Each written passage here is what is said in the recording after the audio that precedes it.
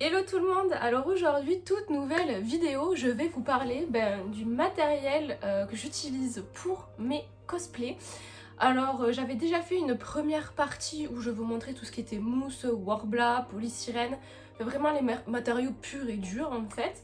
Et là je vais vous parler un peu plus des outils et appareillages que j'utilise, donc que ce soit en sous-couche, en peinture, ou des outils, un peu tout et n'importe quoi.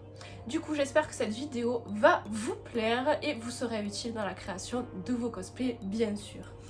Alors, on va commencer avec l'outil... comment dirons ça l'outil le plus important, en fait, tout simplement, si vous voulez pas défoncer vos tables, en fait, c'est ceci. Alors, j'essaierai de vous mettre dans la description où est-ce que je les ai achetés et au prix où je les ai achetés si j'arrive à tout retrouver. Je vais essayer de faire ça au mieux, bien sûr, comme d'habitude.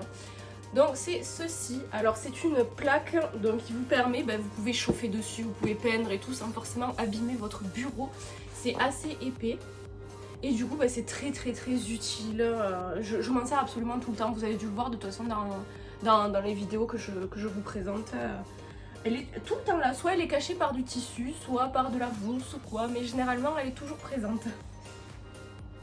Ensuite, au niveau des outils, pas très coûteux et très utiles de toute façon, donc je dirais le cutter. Alors bon, moi j'en ai pris un avec une grosse lame, parce que je suis pas très douée et que je casse facilement les lames. Un stylo, tout bête, mais bon pour reporter vos patrons, que ce soit sur de la mousse ou n'importe quoi, c'est très utile. Et les ciseaux, donc une bonne paire de ciseaux, bien sûr, pour découper votre mousse. Alors après, soit pour découper la mousse, j'utilise le cutter, soit le ciseau, ça dépend simplement en fait de l'épaisseur. Donc si ça reste sur de la mousse de 5 mm, 2 mm, 3 mm, etc., je vais privilégier le ciseau parce que je trouve ça plus précis, je suis beaucoup plus douée et j'évite de me couper aussi, il faut le dire. Et sinon, pour tout ce qui est polystyrène, matériaux un peu plus fragiles ou un peu plus épais, j'utilise mon cutter, tout simplement. Ensuite, forcément, quand vous avez réalisé votre pièce de cosplay, votre armure ou n'importe quoi, il y en a forcément, comme je vous l'avais dit dans la vidéo précédente, qui poncent donc leur mousse pour justement, si vous faites plusieurs couches, donc vous superposez plusieurs couches de mousse, souvent vous allez voir, il y a des petits bouts qui dépassent, c'est pas parfaitement net, etc. Du coup, j'ai un énorme outil. Donc c'est un Dremel, bon c'est pas la marque Dremel, mais ça reste du coup le même style. Donc en fait je vais vous montrer ça de plus près. Donc déjà vous avez la partie donc outils. Donc vous avez plusieurs accessoires, donc différents forêts, vous avez, bon il y a des trucs je sais même pas trop à quoi ça sert d'ailleurs, je vous avoue. Mais le plus important on va dire, donc c'est les têtes comme ça, avec les embouts qui vont avec, donc tous les petits embouts que vous trouvez en haut ici, qui vont vous permettre tout simplement de poncer votre mousse et d'avoir un résultat beaucoup plus propre et beaucoup plus net bien sûr. Et du coup, la bête se présente sous cette forme. J'en ai pas pris une sans fil parce que déjà ça coûtait beaucoup plus cher et que en général je travaille chez moi ou dans des endroits où il y a des prises, donc il n'y a pas de problème là-dessus. Et du coup vous avez une petite clé. Donc où est-ce qu'elle est? Elle est juste ici, je sais pas si vous verrez bien, juste ici. Et ça vous permet de fixer en fait les différents embouts dans l'appareil. Voilà. Donc le Dremel, c'est pas forcément un outil qui est nécessaire dès le début quand vous allez réaliser vos cosplays. Mais vous verrez que si vous voulez faire des armures et tout, et surtout pas forcément recouvrir de thermoplastique ou autre, c'est pratique d'avoir un Dremel, sachant que ça coûte pas spécialement cher non plus. Mais c'est très utile pour justement avoir des rendus finis, pour pouvoir donner des arrondis si vous avez envie, etc. Donc franchement c'est très utile je trouve. Ensuite, si vous avez de la mousse ou du polystyrène, que vous trouvez que votre polystyrène ou vous avez peur que votre mousse casse, vous avez la possibilité de recouvrir avec des plaques de Worbla ou de Thermocraft ou tout autre thermoplastique que vous utilisez. Et du coup pour ça, j'utilise donc un décapeur thermique. Alors oui, des fois quand on entend ce mot ça fait un peu peur. Alors bon, vu que je suis dans la chimie, j'ai l'habitude d'en utiliser parce qu'on utilise beaucoup cet appareillage pour chauffer nos plaques de chromatographie. Je pense que je vous ai parlé chinois à part ceux qui ont fait un peu d'études là-dedans. Mais du coup, ça vous permet en fait plus facilement qu'avec un sèche-cheveux de réchauffer votre thermoplastique pour qu'il soit bien souple justement et que vous puissiez recouvrir votre matériau, donc polystyrène, ce que vous voulez. Et du coup, ça vous permet aussi, comme je disais, le problème avec un sèche-cheveux, c'est que le Worbla, par exemple, comme je vous l'avais expliqué, il faut le chauffer beaucoup plus qu'un thermocraft pour qu'il puisse justement être élastique, on va dire. Et pouvoir le former comme vous voulez, le gondoler, faire tout ce que vous avez envie.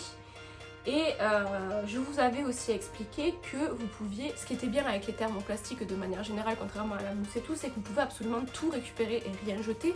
Donc pour faire des petits détails sur vos armures ou quoi que ce soit.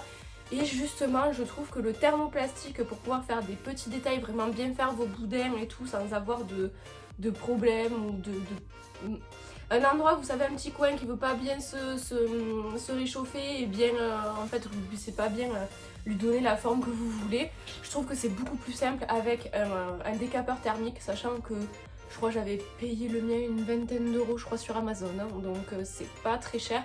Ça vous est même très utile dans la vie de tous les jours parce que quand on a changé ma voiture, j'avais un petit bout de carrosserie sur le côté qui était légèrement tordu. Grâce simplement à ça, on a pu le remettre tout nickel. Donc ça peut être très utile si vous êtes un bricoleur dans tous les cas. Ensuite, on va parler des cols. Alors il n'y a que 2 cols que j'utilise principalement. Alors c'est la colle chaude, donc je sais pas si vous voyez, vous avez le tube là-dedans. Voilà, bon je l'ai un peu utilisé, donc forcément il n'y en a pas beaucoup. Celui-là, donc je l'ai depuis que j'ai commencé le cosplay, donc ça va faire 3 ans que je l'ai. Alors le tube est, je sais pas, c'est au niveau des tailles, parce qu'il y a plusieurs tailles de tubes de colle, donc ça faites bien attention quand vous les commandez sur internet. Je vous mettrai pareil les liens et tout ça. Et du coup, vous avez juste en fait à brancher votre appareil à une prise. Votre colle va chauffer, donc ça met à peu près 2-3 minutes, je dirais, le pistolet à chauffer. Et vous allez avoir votre colle liquide directement qui va sortir par l'embout. Et c'est vraiment une colle qui colle immédiatement. Vous pouvez utiliser sur absolument toutes les surfaces, donc que ce soit polystyrène, mousse, n'importe quoi. Ça colle tout et ça abîme rien. Contrairement à l'autre colle que dont je vais vous parler. Donc c'est celle-ci. Alors oui, le tube est neuf, je n'en avais plus, du coup j'ai attendu, comme je vous disais, que mon père m'en rachète pour pouvoir vous faire la vidéo. Du coup c'est de la colle néoprène. Donc en fait c'est une colle contact, comme on appelle, donc c'est-à-dire que vous allez en mettre un petit peu sur votre mousse, vous allez appuyer et ça va coller. Voilà, donc c'est une colle contact, donc c'est pour ça qu'il faut en mettre très peu, parce que sinon vous allez galérer en fait à bien tout coller. Et ce qui est embêtant avec ce type de colle, donc c'est que ça ronge le polystyrène normalement. Après le tapis de sol, je sais pas, j'ai jamais fait avec. Mais le polystyrène, normalement ça le ronge. Donc faites très attention, privilégiez si vous utilisez du polystyrène, de la colle chaude. Ce qui est bien du coup avec la néoprène, déjà quand on n'est pas doué comme moi, ça évite de se cramer, parce que je vous ai jamais forcément montré de photos, mais le nombre de fois où je me crame les doigts avec ça, avec la colle, voilà, c'est scandaleux. Après aussi, ça vous pouvez toujours l'avoir, ce qui est bien aussi dans votre sac en convention, si jamais vous avez un truc qui casse ou n'importe quoi, c'est toujours pratique parce que ça prend de suite, ça colle de suite sans aucun problème. Après aussi, ce que je conseillerais, c'est pour tout ce qui est armure, quand vous superposez vos couches de mousse, privilégiez plutôt la colle contact, parce que le problème de la colle chaude, c'est qu'elle laisse un film assez épais en fait. Lorsque vous l'étalez, vous allez le voir, ça fait des petits boudins. Et du coup c'est très dur de bien aplatir en fait, pour pas qu'il y ait d'espace entre vos 2 couches de mousse. Vous n'aurez aucun souci avec la néoprène par rapport à ça. Donc ça dépend des types de matériaux que vous utilisez. Je vous conseille soit l'un soit l'autre. De toute façon c'est à vous d'essayer, à vous d'adapter. Vous ferez au début des bêtises au pire, et puis après forcément ça coulera tout seul. Pour ce qui est des tubes, donc bien sûr dès que votre tube de colle ici il est vidé, que vous voyez que ça tire plus, parce que quand vous appuyez en fait vous avez un espèce de levier qui tire pour appuyer justement et pour faire sortir votre colle. Dès que vous avez plus de tube direct, vous en remettez un et tout sans problème. Ils sont pas chers sur Amazon, j'en avais commandé, je vous mettrai pareil les liens. Ensuite on va passer, forcément quand vous avez fini de poncer votre mousse, que vous avez fini de recouvrir avec votre Worbla ou votre thermoplastique, qu'importe, Souvent, ce qui est bien, c'est de passer une sous-couche parce que ça va permettre justement d'enlever le côté granuleux. Même si les mousses sont assez lisses, ça peut vous enlever le côté granuleux. Ça permet aussi de préparer le matériau justement à recevoir de la peinture, à éviter qu'il craque. Parce que je vois sur tout ce qui est tapis de sol et tout ça, c'est galère. Dès qu'on commence à le modeler ou quoi, ça craque pour ceux qui s'en servent. Beaucoup moins avec la mousse, il faut le dire. Mais du coup, j'utilise cette sous-couche. Après bon, il y en a plein, hein. Vous avez du gesso aussi, vous avez directement des peintures, des bombes de peinture qui font sous-couche. Ça je m'en suis jamais servi, il faudrait peut-être que je vois essayer. Mais du coup moi j'utilise donc ceci, donc vous avez l'embout, vous faites juste ça. Et après vous videz et puis j'utilise un pinceau pour appliquer ça sur ma mousse ou sur mon Worbla. Donc pour ce qui est la mousse en général, une couche ça suffit. Bon je vous parle de la mousse Eva, pas du tapis de sol où le tapis de sol il faudra mettre beaucoup plus de couches. Et après pour ce qui est thermoplastique, donc pour le thermocraft, en général je mets uniquement 2 couches parce que le thermocraft est beaucoup moins granuleux que le Worbla. Par contre pour ce qui est du Worbla, en général je mets au moins 4 couches et des bonnes couches bien épaisses. De toute façon vous avez dû le voir sur les vidéos comment je m'en sers. Mais c'est très pratique du coup et c'est très utile et nécessaire avant la peinture pour éviter que tout craque. Ça permet vraiment à la peinture d'accrocher à votre matériau et de ne pas avoir de soucis ensuite. Et après on va passer au clou du spectacle, je dirais. Donc c'est tout ce qui est peinture. Alors pour ma part, j'utilise donc un tube de l'acrylique simple. Bon après j'ai plusieurs couleurs, là je vous ai pris le noir en exemple parce que moi j'avais pas vous montrer tous les tubes non plus que j'ai en peinture. Mais du coup de l'acrylique, je peins absolument tout avec ça. Voilà, que ce soit sur la mousse directement ou même sur le Worbla, j'ai aucun problème, ça accroche de suite, c'est vraiment super. Après je vous conseille plutôt d'utiliser ça pour des petits détails ou sinon pas des énormes pièces. Je vois par exemple quand je vais m'occuper de tout ce qui est épaulière, du bâton aussi de luxe, etc. Je vais plutôt utiliser donc une bombe de peinture. Alors bon, celle-là je l'avais aussi utilisée pour les queues de Harry. Donc c'est celle-ci. Après vous avez plusieurs marques. Enfin, normalement celle-là elle est pour tout type de support. Donc faites aussi attention à ça quand vous commandez ou achetez vos bombes de peinture. Faites attention que ce soit pour tout support. L'acrylique en général, bon ça va avec tout, il n'y a aucun problème. Mais les bombes de peinture, vous en avez des fois qui sont plus spécialisées pour tel ou tel matériau.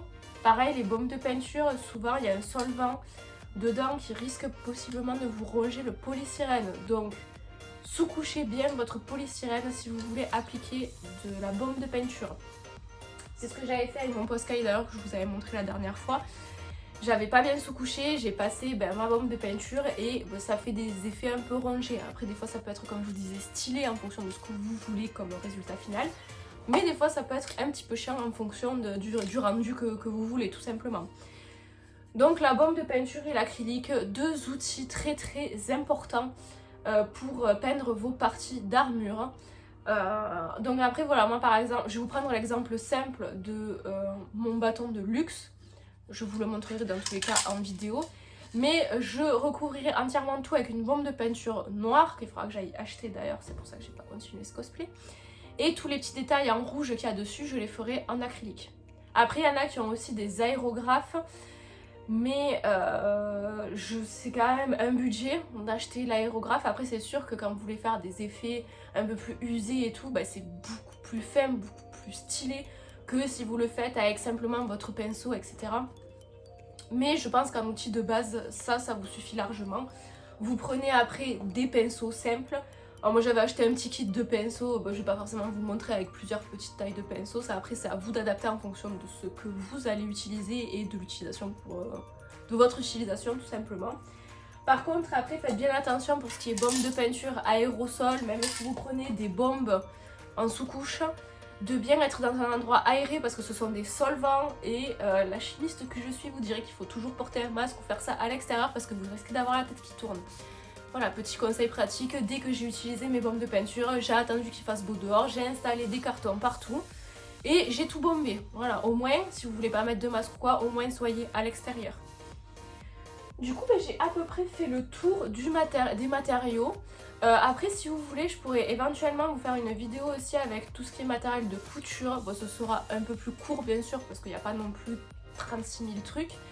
Mais je vais pas non plus faire une vidéo trop longue et ça risque d'être beaucoup trop long si je commence à vous sortir la machine à coudre et tout.